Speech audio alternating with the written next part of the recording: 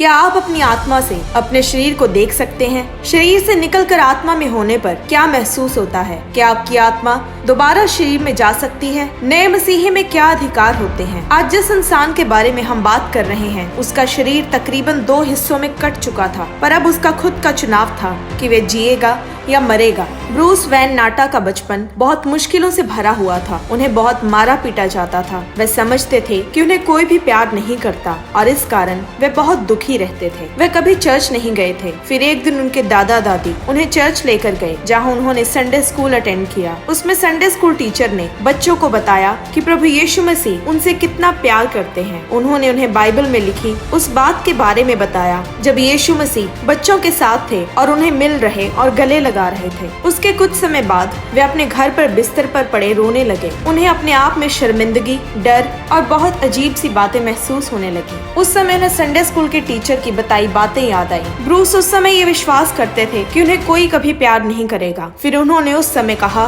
कि यीशु मसीह, अगर आप असली हैं तो मैं चाहता हूँ कि आप आकर मुझे गले लगाएं, जैसे आपने उस कहानी में बच्चों को गले लगाया था। जैसे ही उन्होंने ये कहा तो वे अपने बिस्तर पर से उठाए गए और एक बंद जगह पर ले जाए गए और यीशु मसीह ने उन्हें वहाँ गले लगाया। और उसी समय उन्हें अपने सिर से लेकर पांव तक ऐसा महसूस हुआ जैसे वे अनंत प्रेम से भर गए हैं। ऐसा प्यार जो उन्होंने पहले कभी महसूस नहीं किया था। और उनके शरीर में, उनकी सोच में जो भी शर्मिंदगी, उदासी, निराशा, जो कुछ वे महसूस कर रहे थे, वे धीरे धीरे निकलते गए। अगली सुबह जब वे उठे तो वे वापस अपने बिस्तर पर ही थे। उन्होंने उठते ही सोचा कि यीशु मसीह में कुछ तो बात है। उस एक्सपीरियंस के बाद ब्रूस के जीवन में परमेश्वर की हजूरी आई, पर ब्रूस ने परमेश्वर की ओर ना मुड़कर अपने जीवन में बहुत से बुरे चुनाव किए, बुरे फैसले लिए। वे ये जानते थे कि उनके जीवन पर परमेश्वर की कॉलिंग है, कि परमेश्वर चाहते हैं कि वे उसके लिए एक पात्र बने, पर वे उल्टी दिशा में दौड़ते रहे। परमेश्वर ने ब्रूस से कई बार अपने लोगों के जरिए बात की और वे लोग उन्हें परमेश्वर की तरफ मोड़ने की कोशिश करते रहे, पर ब्रूस पर कोई असर न हुआ। पर एक हादसे ने उनका सारा जीवन बदल दिया। नवंबर 2006 में ब्रूस एक बड़े पीटरबिल्ट लॉगिंग ट्रक के नीचे एक गराज में काम कर रहे थे। उनके किसी साथी ने उस ट्रक का एक अगला टायर निकाल कर उसे पहले जैक से उठा दिया था। ट्रक को जैक के भार पर रखा था और उसने सेफ्टी के लिए जैक का कोई स्टैंड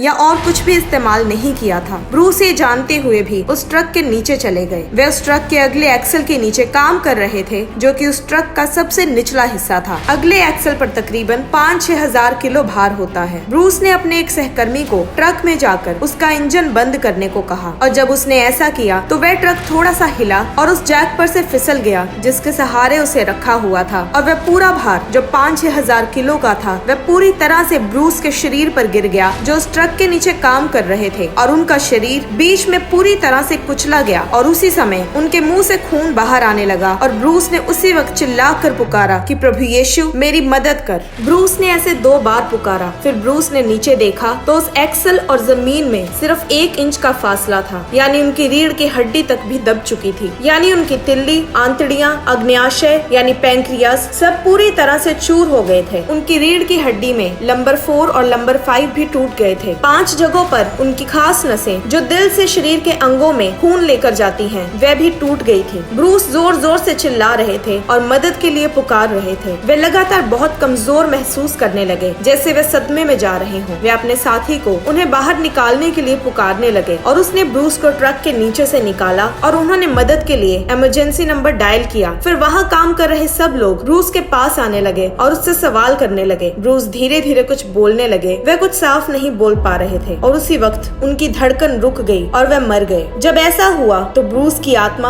उनके शरीर से निकल गई। वे जमीन से ऊपर उस गराज की छत पर पहुंचाए गए और ऊपर से अपनी बॉडी और सब कुछ जो वहाँ हो रहा था देख पा रहे थे। ब्रूस ने बताया कि जब वे वहाँ ऊपर थे, यानी जब उनकी आत्मा ने उनके शरीर को छोड़ा, तो वे बहुत अच्छा महसूस कर रहे थे, क्योंकि शरीर में जो असहनीय दर्द वे महसूस कर रहे थे, शरीर को छोड़ते ही वे उस दर्द से पूरी तरह से आजाद हो चुके थे। यानी अब वे कोई दर्द महसूस नहीं कर पा रहे थे। वे उस समय में ऐसी शांति महसूस कर रहे थे जैसी उन्होंने अपने सारे जीवन में नहीं की थी। जब वे ऊपर से देख रहे थे तो उन्होंने देखा कि उनके शरीर के दोनों ओर दो बड़े बड़े स्वर्गदूत हैं, जिनकी हाइट तकरीबन 8-8 फुट की थी। उनके कंधे चौड़े, सफेद चमकते वस्त्र और चमकती ज्योति के समान थे। उन्होंने अपने हाथ ब्रूस के शरीर पर वहाँ रखे हुए थे जहाँ से उनका शरीर कुचला गया था। ब्रूस ने ये सब कुछ ऊपर से देखा। फिर जो लोग ब्रूस को देखने आए उनमें से एक नई मसीही थी जिसका नाम शैनन था। वह स्वर्गदूतों के बीच में आकर बैठ गई और वह ब्रूस की नब्ज देखने की कोशिश कर रही थी। उसने ब्रूस के साथियों से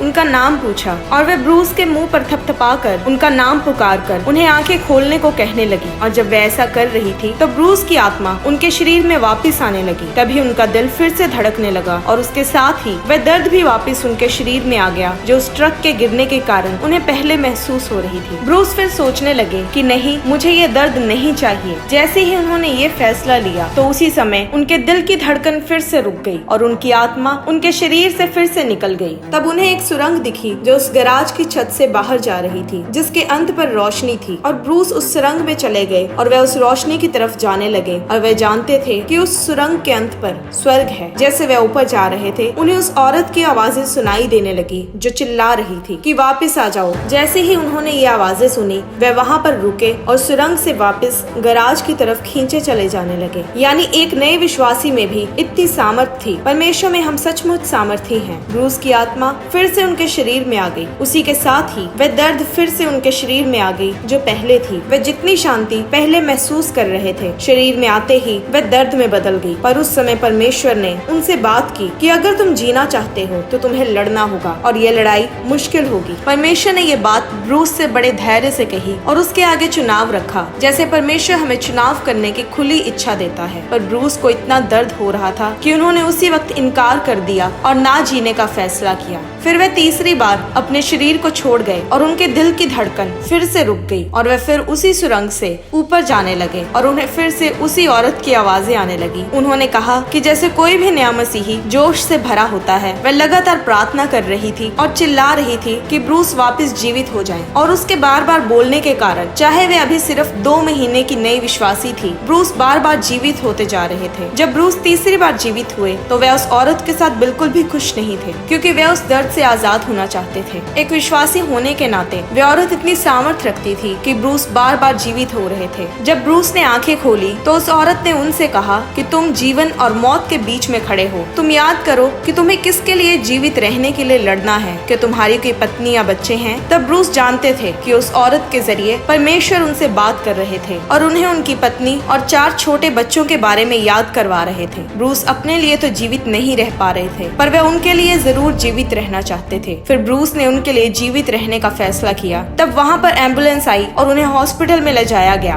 डॉक्टर्स हैरान थे कि वे जीवित कैसे हैं। फिर जब ब्रूस की सर्जरी हुई तो डॉक्टर्स ने कहा कि वे 1 या 1.5 साल तक ही जीवित रह सकते हैं, पर वे इतना जीवन भी नॉर्मल तरीके से नहीं जी पाएंगे। पर ब्रूस की पत्नी और दोस्तों ने उनके लिए प्रार्थना की। जैसा बाइबल में लिखा है कि धर्मी जन की प्रार्थना से बहुत लाभ होता है। ब्रूस की बॉडी एक तरीके से तकरीबन 2 हिस्सों में कट चुकी थी। डॉक्टर्स ने कहा कि जो हादसा ब्रूस के साथ हुआ उस हिसाब से उन्हें एम्बुलेंस के पहुंचने से पहले मर जाना चाहिए था, पर वे ऑपरेशन होने से पहले 2.5 घंटों तक जीवित रहे। सामान्य बड़े लोगों में 18 से 20 फुट लंबाई की छोटी आंत होती है, पर ब्रूस की आंतड़ियां पूरी तरह से चूर हो चुकी थी, इसलिए उन्हें निकालकर सिर्फ 2 फीट लंबी आंत ही रहने दी, जो कि उनके जीने के लिए काफी नहीं थी। उन्हें पाइप के जरिए खाना खिलाया जा रहा था और डॉक्टर्स ने कहा कि वे जी नहीं पाएंगे। उनका तकरीबन 30 किलो भार कम हो चुका था और वे हॉस्पिटल में मर रहे थे। तब परमेश्वर ब्रूस कार्लसन को, जिनकी चर्च में ब्रूस वैन नाटा प्रार्थना के लिए जाते थे, उन्हें लगातार 2 दिनों से परमेश्वर ब्रूस पर प्रार्थना करने के लिए जाने को कहते रहे। और 2 दिनों बाद ब्रूस कार्लसन टिकट लेकर विस्कॉन्सिन से न्यूयॉर्क गए। उन्होंने ब्रूस वैन नाटा पर हाथ रखकर ये कहकर प्रार्थना की कि परमेश्वर, जो प्रार्थनाएं ब्रूस के लिए पहले हो चुकी हैं, मैं उनके साथ अपनी प्रार्थनाओं को भी जोड़ता हूँ। फिर उन्होंने उनकी आंत वाली जगह पर हाथ रखकर यीशु के नाम में हुक्म दिया कि वे उसी वक्त फिर से बढ़ जाएं, यीशु मसीह के नाम में। जैसे ही उन्होंने उनके सिर पर हाथ रखकर प्रार्थना की तो ब्रूस को ऐसा लगा जैसे उनके दिमाग में कोई करंट लगा हो। वह करंट इतना सामर्थी था, वह उनके माथे से होकर उनकी पेट की तरफ गया और उन्हें महसूस होने लगा जैसे कुछ सिलेंडर के जैसा गोलाकार उनके अंदर चल रहा है। उन्होंने अपने बेड के दूसरी तरफ बैठे इंसान से कहा कि मुझे ऐसा लगा जैसे कोई सांप मेरे अंदर खुल गया हो। डॉक्टर्स ने पहले ब्रूस की कई सीटी स्कैन्स, यूजीआईज और एक्सरेज किए थे जिनमें उनकी आंत 2 फीट की थी। फिर जब दोबारा उस प्रार्थना के बाद डॉक्टर्स ने उसी दिन 2 बार टेस्ट किया तो उस टेस्ट में उनकी आंत 9 से 11 फुट की हो चुकी थी। ये उस प्रार्थना के दिन हुए टेस्ट में आया, यानी प्रार्थना होते ही उसी वक्त उनके जीवन में इतना महान चमत्कार हो गया था। ब्रूस जो कि पूरी तरह से बिस्तर पर थे और उनके जीवन की कोई उम्मीद नहीं थी, उस दिन से वे पूरी तरह से चंगे हो चुके थे। इस चमत्कार के कारण बहुत लोग उन्हें जानने लगे और इस चमत्कार के बारे में उनसे और पूछने के लिए उनसे मिलने लगे। यहाँ तक कि हिस्ट्री चैनल और डिस्कवरी चैनल पर भी इनके इस हादसे और चमत्कार के बारे में दिखाया गया। जब हिस्ट्री चैनल वालों ने इन्हें बुलाया तो वे ये साबित करना चाहते थे कि ब्रूस इन सब बातों का ड्रामा कर रहे हैं, जबकि असल में ऐसा कुछ भी नहीं हुआ होगा। उन्होंने पूरी तरह से रिसर्च की।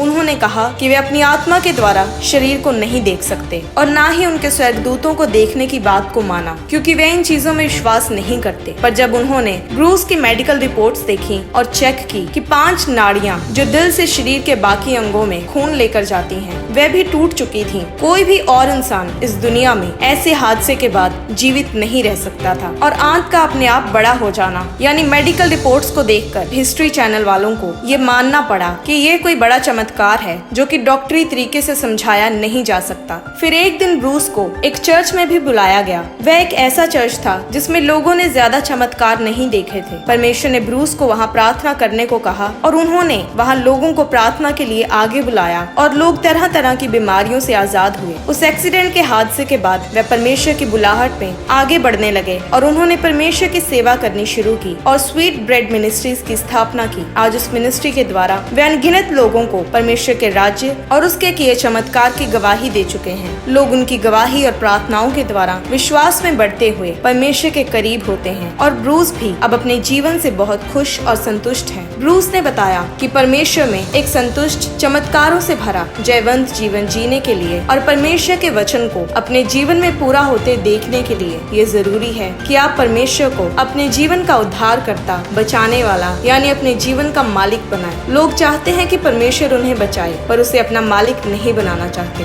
उसके मुताबिक जीना नहीं चाहते। पर लूका 9 अध्याय की 23 आयत में लिखा है कि यदि कोई मेरे पीछे आना चाहे तो अपने आप से इनकार करे और प्रतिदिन अपना क्रूस उठाए हुए मेरे पीछे हो ले। ना कि सिर्फ उस दिन जिस दिन आप दुखी हो या उस दिन जिस दिन आपको चमत्कार चाहिए। परमेश्वर का मतलब है मालिक और राज्य करने वाला। तो हमें परमेश्वर को अपने जीवन में उस स्थान पर रखना है जहाँ हम उसे अपने जीवन को चलाने की चाबी दें। वही हो जो हमारे जीवन के सभी फैसले ले, चाहे वे फैसले बड़े हों या छोटे। आज परमेश्वर को अपने जीवन में पुकारें और उसे अपना मालिक बनाएं। उसके सच्चे प्यार को अपने जीवन में बहने दें। अपने आप का इनकार करके उसके पीछे चलें, उसके सच्चे गवाह बने। फिर आपके लिए आपका जीवन सच में आसान, संतुष्टि और शांति से भरपूर होगा। परमेश्वर आपको आशीष दे।